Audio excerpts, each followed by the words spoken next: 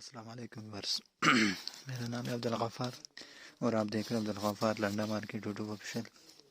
एक और नई वीडियो के साथ हाजिर हुआ हूँ मीडियम बच्चों के हवाले से। ये जो बंडल है चाइना का 80 केजी का बंडल है।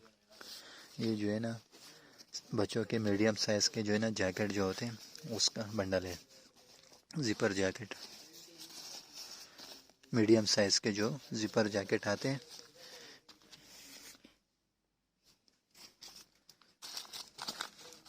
ये बंडल 80 केजी का बंडल है। ज़िपर जैकेट है बच्चों का मीडियम साइज़ के, जिसका भी हम आपको रिव्यू करा रहे हैं।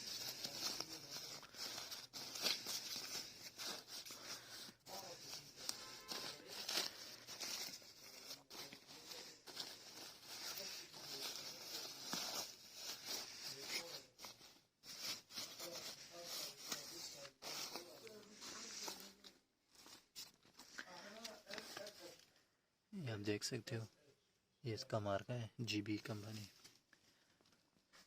बच्चों के जो है ना ज़िपर जैकेट है मीडियम साइज़ के।